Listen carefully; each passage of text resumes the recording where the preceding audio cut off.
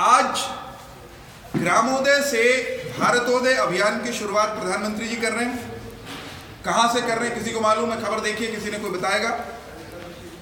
आज जिस प्रोग्राम के तहत मैं और आप यहां बैठ के कुलताना गांव में बात कर रहे हैं, ऐसा इस कार्यक्रम की देशव्यापी शुरुआत भारत के प्रधानमंत्री श्री नरेंद्र मोदी कर रहे हैं। क्या कुलथाना की ग्राम सभा में कोई बताएगा वो कहां से कर रहे हैं? कौन से गांव में, कौन से प्रदेश में? आइडिया है किसी को? खबर पड़ी हो किसी अखबार में, टेलीविजन पे, रेडियो पे? हाँ जी, मऊ से। क्या नाम है आपका? विजय कुमार। विजय कुमार जी कहते हैं मऊ से कर रहे हैं। बैठिए, ये मऊ का महत्व क्या है? किसी को मालूम है क्या? हाथ खड़ा करके बता दें। मऊ मध्य प्रदेश का एक स्थान है, वहां पर भारत के प्रधानमंत्री आज आपकी तरह लोगों के बीच में होंगे। जी बोलिए ना, जिसको मालूम है। इधर से आवाज आई कहीं से, बोल के बताओ भाई। आप ही को बताना पड़ेगा। चलिए, हाँ बताइए, वो बता रहे। बैठिए। हाँ जी, डॉक्टर भीमराव अंबेडकर। बैठिए। डॉक्टर भीमराव अंबेडकर, जो भारत का संविधान जिसके तहत मुझे, आपको, देश के आम आदमी को अपना राज चलाने का फार्मूला मिला। अपने देश की सरकार कैसे चलनी चाहिए, अपने देश में हक होना चाहिए तो किसको होना चाहिए? बराबरी का होना चाहिए। नारी को भी, पुरुषों को भी बराबर के हक होने चाहिए, गरीब को भी, अमीर को भी अधिकार समान होने चाहिए, सबको शिक्षा मिलनी चाहिए। अगर किसी के साथ कहीं अन्याय हो जाए तो उस अन्याय का समाधान कैसे होना चाहिए, ये सारे जो हक जिस कानून, जिस संविधान की किताब से मिलते हैं, उस भारतीय संविधान का जो प्रारूप बनाया, खाका बनाया जिस महापुरुष ने, उस महापुरुष का नाम हम सब जानते हैं, डॉक्टर बाबा साहब भीमराव अंबेडकर। आज उस महापुरुष की 125वीं जयंती है। उनके 125वां जयंती वर्ष शुरू हो रहा है। पूरा देश और दुनिया उसको मनाने वाली है। आज डॉक्टर अंबेडकर की जयंती से ग्रामोदय से भारतोदय कार्यक्रम शुरू हो रहा है। तो हमने इसीलिए सबसे पहले अपने प्रोग्राम की शुरुआत कहां से की? डॉक्टर भीमराव अंबेडकर का स्मरण करते हुए उनको पुष्पांजलि देकर हमने अपने काम की, अपनी बातचीत की शुरुआत की। डॉक्टर अंबेडकर को याद क्यों किया जाना चाहिए? डॉक्टर अंबेडकर का स्मरण क्यों होना चाहिए? डॉक्टर अंबेडकर को या उनकी बातचीत का महत्व क्या है, अगर ये जानना हो तो उससे पहले थोड़ा सा ये भी जानना चाहिए कि डॉक्टर अंबेडकर कहाँ पैदा हुए, किस कुटुंबे परिवार खानदान में पैदा हुए, किन हालात में पैदा हुए और कहाँ तक पहुँचे, कितने बड़े आदमी बने। अगर आपको ये एहसास होगा तो आप खुद कहोगे हाँ भाई, उस आदमी को तो पक्के तौर पे याद भी करना चाहिए, सल्यूट भी करना चाहिए, सलाम भी करना चाहिए। और उस व्यक्ति का 125वां साल तो बड़े धूमधाम से मनाया जाना चाहिए। अपने पूरे देश में, भारत के समाज में जाति व्यवस्था हजारों हजार साल पुरानी है। बहुत बड़े संत महात्मा आए, उन्होंने कहा ये समाप्त होनी चाहिए, बहुत हो गया, इसकी अब उपयोगिता न रही। ऐसे कहने वाले लोग भी आए। ऋषि दयानंद आए, स्वामी विवेकानंद आए, ऐसे बहुत संत आए जिन्होंने कहा नहीं भाई, जाति व्यवस्था से कुछ फायदे हुए होंगे तो नुकसान भी गढ़े होंगे। लेकिन मिट गई क्या? नहीं मिटी, आज भी नहीं मिटी। पता नहीं कितने बरस लगेंगे इसको समाप्त होने में।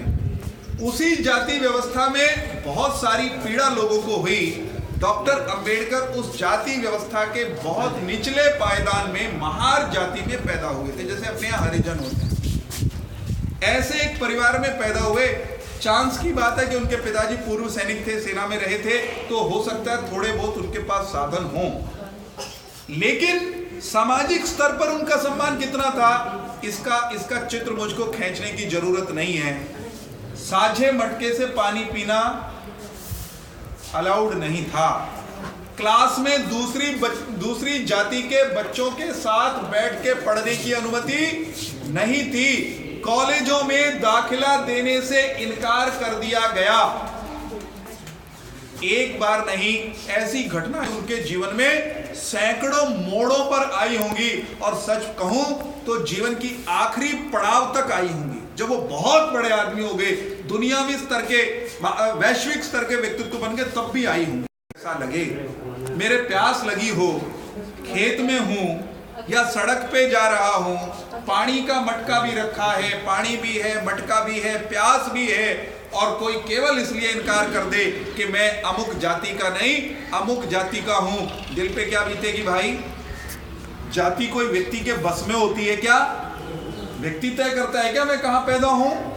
तो जाति के कारण बहुत सारी संकट, बहुत सारी समस्याएं झेलने के बावजूद, साधनों की कमी के बावजूद, एक व्यक्ति जिसको, जो बाद में जाकर के भीमराव अंबेडकर बने, वो कहां तक पहुंचे आपको मालूम है? शिक्षा दीक्षा के मामले में संविधान सभा में जितने सारे लोग होंगे ना जिन्होंने संविधान बनाया, उनमें से सबसे ज्यादा पढ़े लिखे लोगों में अगर कोई एक आदमी होगा जिसकी डिग्रियों की सूची बनानी शुरू कर दो, लंदन से लेके अमेरिका तक, वो कौन था?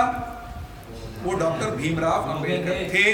तो जो व्यक्ति शून्य से उठ करके शिखर तक जाए, उसका सम्मान बनता है कि नहीं? आवाज क्यों नहीं आई? आवाज आई। जो व्यक्ति शून्य से उठ करके, अभावों में उठ करके, अपमानों में से उठ करके, जलालत की जिंदगी को झेलते हुए, बाधाएं हिमालय जितनी सामने जिसके खड़ी हो, उनको पार करते हुए कहां पहुंच जाए? इस स्थिति में पहुंच जाए कि देश का संविधान बनने लगे तो उसका स्वरूप कौन आदमी तय करेगा? बोले डॉक्टर अंबेडकर करेंगे, क्योंकि ये बहुत पढ़े लिखे, कानून के जानकार हैं। ऐसी स्थिति जिस आदमी ने अर्जित की हो, उस व्यक्ति का स्मरण करना बनता है, उस व्यक्ति को, भारत को स्मरण करना चाहिए। दुर्भाग्य से पूर्व के समय में हम लोग ये भी कहते हैं कि जो सम्मान आजाद भारत में डॉक्टर अंबेडकर को मिलना चाहिए था, वो किन्हीं कारणों से नहीं मिला। कारण एक ये था कि कुछ मसलों पर उस समय जो सरकार बनी आजादी के बाद, पंडित नेहरू के नेतृत्व में या स्वयं महात्मा गांधी, उनके साथ उनके सीधे सीधे मतभेद थे। मतभेद मेरे भी हो सकते हैं। डॉक्टर अंबेडकर जो कहते थे वो सारी बात मुझे अच्छी लगती है, कोई जरूरी है क्या? मैं जो बात कह रहा हूं वो सारी में आप सहमत हो, ये कतई जरूरी नहीं है, नहीं है ना? आप जो बात कह रहे हैं उसमें सब में मैं सहमत हूं, ये जरूरी नहीं है। मतभेद थे और उन मतभेदों का खमियाजा ये हुआ कि वो भारत के पहले विधि मंत्री तो बने, लेकिन बहुत ज्यादा देर तक वो नेहरू जी की कैबिनेट में टिक नहीं पाए। हमारा ये कहना है, कल प्रधानमंत्री जी ने भी कहा कि अगर वो टिकते, उनको टिकने दिए जाता, तो बहुत सारी जो इस देश के गरीबों की, दलितों की, पिछड़ों की समस्याएं हैं, शायद उनका परमानेंट सॉल्यूशन आज से पहले हो गया होता। तो उनके 125वें साल में आइए आज हम डॉक्टर अंबेडकर को याद करते हैं। और खाली अगला प्रश्न मेरा ये है कि हम डॉक्टर अंबेडकर अच्छे थे, बढ़िया थे, कमाल के थे, चमत्कारिक थे, अगर इतनी सी बात करके घर चले जाएं, काम चल जाएगा कि सर जाएगी? हम ये कहें कि भाई दीनबंधु छोटू राम बहुत बड़े आदमी थे, बहुत गरीब किसान की हिमायत करने वाले थे, हम उनकी फोटो भी लगा लें अपने घर में, गुजारा हो जाएगा क्या? असल में केवल अंबेडकर जी को याद करने से, केवल राणा प्रताप को याद करने से, केवल शहीद आजम भगत सिंह का नाम लेने से, दीनबंधु छोटू राम का नाम लेने से गुजारा नहीं होगा। तो क्या करना है इस साल? इस साल में आइए उल्टाना की ग्राम सभा में बैठ के हम संकल्प एक बात का ले लें, एक शपथ भी लेंगे हम इस कार्यक्रम के अंत में कि भाई देश में बदलाव क्या आना चाहिए, इसकी चिंता नरेंद्र मोदी जी कर लेंगे, हमको टेंशन नहीं, ठीक है। लेकिन कुलताना में डॉक्टर अंबेडकर जो चाहते थे, समाज के गरीब लोगों का भला होना चाहिए, सबको समान अधिकार मिलने चाहिए, सबको किसी के साथ अन्याय नहीं होना चाहिए, कुलताना में हम वो चीज नहीं होने देंगे, गलत काम नहीं होने देंगे, अच्छे काम करेंगे सारे मिलके। ये संकल्प कर सकते हैं क्या? बोलिए, कर सकते हैं कि नहीं कर सकते? अगर कर सकते हैं तो एक बार सबके सब मेरे साथ सहमति में भारत माता की जय का नारा लगाएंगे। मुझे पता चल जाएगा कि दिल से कह रहे हो या भाई बाहर से मानस आ रहा है, इतनी की इज्जत तो रखनी पड़ेगी। दोनों चीजों में फर्क होगा कि नहीं? होता है कि नहीं होता है? तो वो फर्क का मुझे पता चल जाएगा। अगर आप दिल से सहमत हैं तो दोनों हाथ खड़ा करेंगे और इस प्रस्ताव के साथ अपना समर्थन व्यक्त करेंगे। डॉक्टर अंबेडकर ने इस देश की, समाज की भलाई के लिए जो सिद्धांत बनाया, जो संविधान के वो प्रारूप के अध्यक्ष थे, उस संविधान के तहत इस गांव में तो भाई गलत काम होने नहीं देंगे। ये संकल्प अगर आप लेते हैं तो हाथ खड़ा करके मेरे साथ बोलेंगे, भारत माता की।